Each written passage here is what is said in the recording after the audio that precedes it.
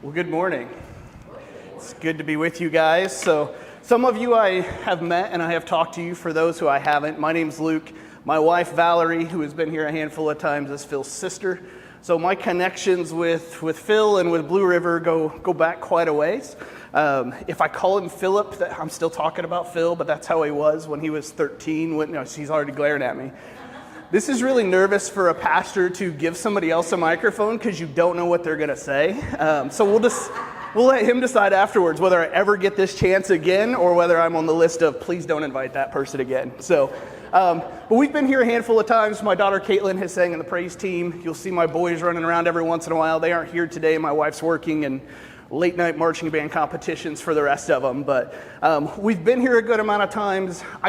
Blue River's got a special place for me. As AJ mentioned, I was the pastor at South Whitley United Methodist Church up through the end of June. And so my first Sunday where I was trying to figure out now I can choose where I can go to church was the first Sunday of Blue River, and we were here. So it's got a good connection there, but also Phil has played a pretty big part in my journey. So I want to kind of, A, let you know about that connection, but B, that connection ties so much into what we talked about last week. And we'll kind of go into that here in a moment. But I'm an insurance agent by trade. Like, that's what I've done the majority of my adult life. And a few years ago, in the midst of COVID, my family would call this my midlife crisis. I don't know what really is going on, but I felt this search and this longing for something more. Something different. And I was trying to quench that thirst through reading, through searching, through a variety of different things. And eventually I kind of felt that God was calling me to seminary, that's where I was supposed to be going. And in that search for which seminary, where do I go, Wesley Seminary came to the top of the list. And if you don't know, that's where Phil went or is going. He did his Master's of Divinity there. He's working on his doctorate there as well. So I called Phil and I said, hey, would you be willing to go to breakfast with me, to have a conversation, answer all my questions? And he said yes. He said absolutely. And we had breakfast and I peppered him with all of the questions. How are the classes? How are the professors? How is this? Should I go here or should I not? And he answered all of them and was very gracious with his time. But the part of the conversation I'll always remember was right at the end. And at the end, he looked at me and he said, did this help? Like, is this what you were looking for? Did you get your questions answered? Do you feel better? And I thought for a second, and there was this tension inside of me in that moment. And I said, I did. And honestly, I feel pretty clear I'm supposed to go to seminary. Like, I was at that point in the process that I felt that was good. I was even pretty clear that Wesley was the place. Like, so if you have those in line, what is the holdup? And I said, Phil, I think the only problem I'm having right now is me. Like, this isn't me. Like, I'm an insurance agent. I'm that kid. I'm a good Sunday Christian. Like, I like to go to church. I serve with the kids, or I'll serve in the cafe or count offering, but I'm not the type of guy that goes to seminary. I'm not good enough for that. And he looked at me, and I'll never forget this conversation. He kind of leans forward a little bit. He looks me right in the eye, and if you've ever had a conversation with Phil, you've probably gotten that little bit of sarcasm that comes with some of what he says. And he goes, you've read the Bible before, right? And the look on my face was probably kind of like, what? And he goes, not even the whole thing, just any part of it. Like, pick it up and read a story, and you won't have to go very far before you find a story where God is doing something amazing through somebody that's not. The Bible is full of stories of little people doing big things through God's help. And as scary as it is to say the voice of Phil plays in my head every once in a while, it does and has over the last few years. Whenever I've run into something where I'm like, man, I'm not enough for that, it's Phil's voice saying, you've read the Bible before, right? And I can't argue with that. As much as maybe the presentation was a little snarky, I agree with what he's saying so much, and it really has meant quite a bit to me. And it was very fitting with what we talked about last week with the mustard seed and the yeast, and how God does something so small that just 10-second conversation at the end of an hour-long breakfast has stuck with me. And God uses those small things to have a big impact. So last week when Phil said, hey, we're like baby any day now, would you be my backup in case baby comes late in the week? I said, absolutely. I couldn't say no. I'd asked him to fill in for me just before I ended my time at South Whitley. He has had an impact, and he said, don't worry, I know we only talked about 4 verses this week, but I'm pretty sure next week will be better. And it's not 4 verses this week, it's just 3. So I don't know that that's any better, but we're still in Matthew 13. So if you would turn with me, we're in Matthew 13, starting in verse 44. And it's a passage that you've probably read before, heard before. These are the types of stories that are really easy for me to read and skim right over or think I have an understanding for. But if we spend a little bit of extra time at it, I think has some extra nuggets for us.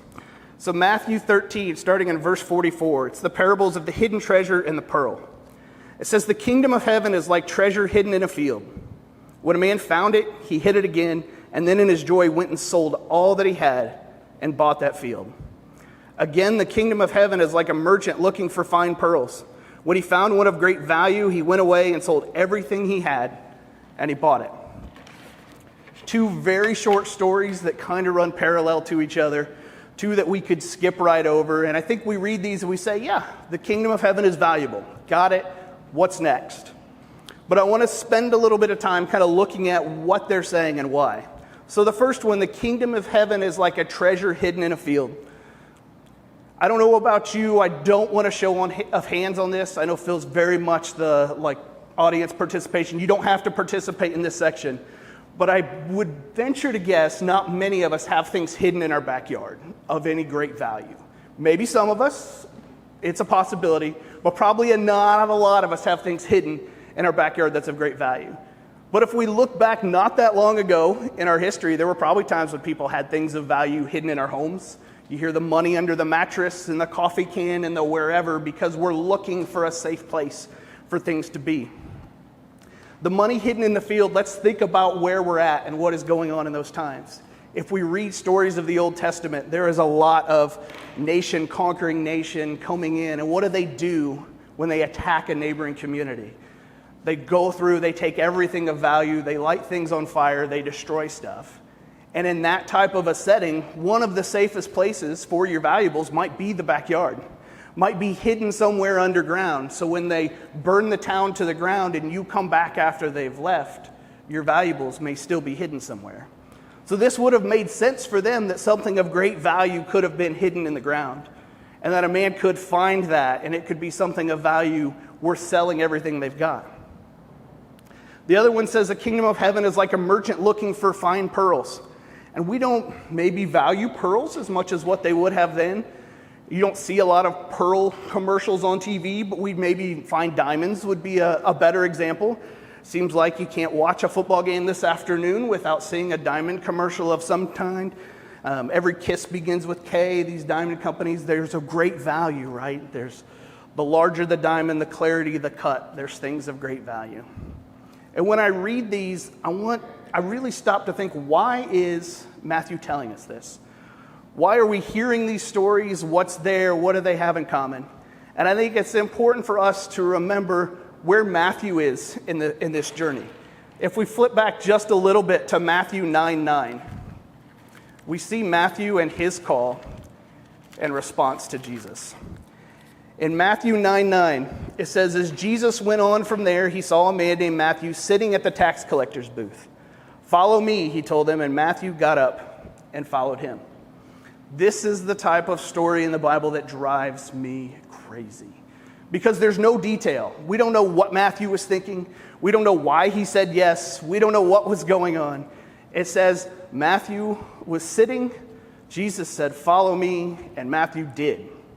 And my brain wants to know why. Like, what was happening? Where is Matthew's pro and con chart? Why did he do what Jesus said in what seems like so easy? So if I were editing the gospel, I probably would have said, hey, give me some more detail here. Give me a little bit more of the story. And as much as I want that, I think by leaving it out, it actually helps us quite a bit. Because Matthew's details would be different than yours. They would be different than mine. We would have different reasons for saying yes to Jesus.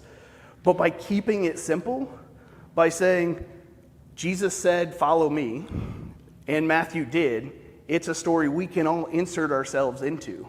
He's asking us to follow him, and regardless of what your pro and con chart looks like, we get the chance to say yes. And I feel like that's kind of what's going on in these. We have a choice between the kingdom of heaven and the things of great value. the thing that popped to my mind while I was looking at this and kind of going through it was, it sounds like Matthew's really asking us to play a big game of Would You Rather. Has anybody ever played Would You Rather? Uh-oh, no signal. That's okay. Who knows what I'm talking about when we say Would You Rather? We've done this. It's very simple. I say, would you rather A or B? And it's up to you to choose. So a simple, maybe introductory one would be, would you rather have the ability to fly or the ability to be invisible? There's not necessarily a right or a wrong answer. Both would be pretty cool at times, right? But would you rather be able to be invisible or fly? Here's one we can participate in. Who would rather have the ability to fly? I think a few flies. Who would rather have the ability to be invisible? We're split pretty 50-50. So like yesterday when I was preparing the message, I thought the right answer was invisible. I kind of went back and forth a little bit today because it would be really fun to be able to fly, but I think I'm still a little bit in team invisible. You could go wherever you want. You could sit in on conversations. You could attend any sporting event or activity or things like that without a ticket. Like, there's so much you could do. I think flying would get old after a while. Like, once you've done it a few times, it may not be a big deal. So, we're not going to be able to go through there. Let's click at this direction. Here's one for you. Would you rather be able to only eat your 5 favorite foods for the rest of your life? You're limited now to 5 foods for the rest of your life. Or not be able to eat them at all. So you could eat anything else except for those 5.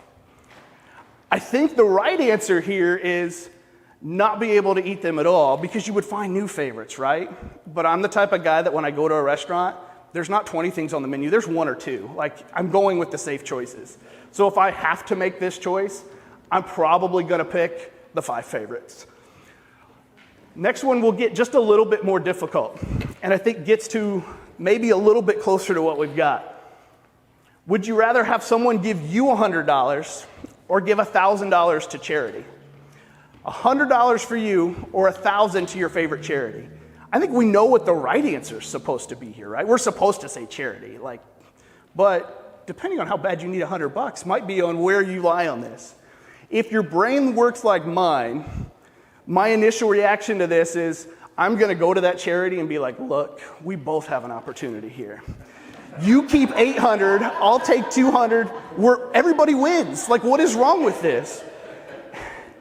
But I don't think that's really how the game is supposed to be played or what we're supposed to do. Would you rather have 100 or the charity 1,000? And there's not a lot of negotiation with it. Which brings us to where the passage has, where they're laying out this, would you rather have the something of extreme value, or would you rather have the kingdom of heaven? Or another way to look at it is, would you rather have everything you've built, everything you've gotten in your life, or would you rather have the kingdom of heaven? And we know what the right answer is supposed to be. Kind of like the charity is supposed to get the $1,000, right? We want to say the kingdom of heaven. But boy, that's a lot tougher one to answer than a lot of the others. In fact, I think we could simplify this because for a lot of us, we could say, God, you can have the majority of stuff. You know what? There's some things I'd really like for you to have. You can take this and take that. For some of us, there's just, if we have a fill in the blank line here and says, would you rather have this or the kingdom of heaven? What is it that we put in that blank that makes it hard for us to choose the kingdom? That we say, you know what, God, I really want to follow you and I want to be a part of your kingdom, but I'm not quite sure that I want to give that up yet.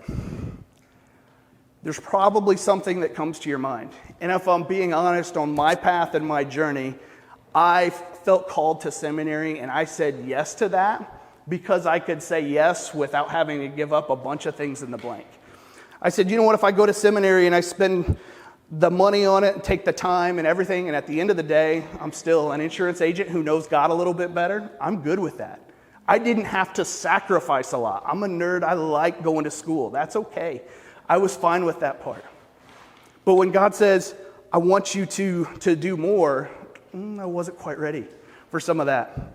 I tell people all the time, I felt called to seminary. I fell into ministry. When I went to South Whitley, it was, hey, will you come for a couple of weeks to fill in for a little while?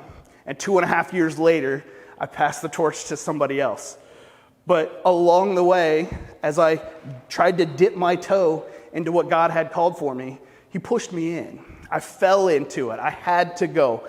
And then once I was there, it was this constant back and forth of, am I going to stay here and swim around in this kingdom that God has given me? Or am I going to try to get out to go back to the other things that I had? I didn't necessarily intend to be there, but if we're honest, I'm still looking at those blanks of things that are hard to give up in order to see the kingdom and trying to figure out which one to get rid of next. What's there? What is it that holds me back from being able to experience the kingdom of heaven? We have chances to choose this on a regular basis. A couple of weeks ago, Phil talked about heaven and hell. And he made one of those comments in a sermon that I was like, no, I disagree. And then the more I thought about it, I was like, I think he's right. He talked about hell and the fact that we choose hell on a regular basis and we like it. Sometimes we have the opportunity to see the kingdom, but we don't want to give up whatever else is there. And I said, no, that's not right. Like, I don't necessarily agree with that. But every time we choose something in that blank over the kingdom, we're choosing something over heaven. We're choosing something else that gets us there. We have to look at the kingdom and say, that is enough. That's what I want. That's where I want to be. I would give up everything for that.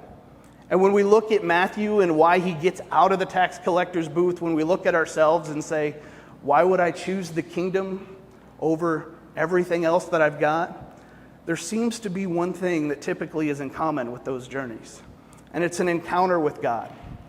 All I know about why Matthew said yes is because he's encountered Jesus, and Jesus said, come this way.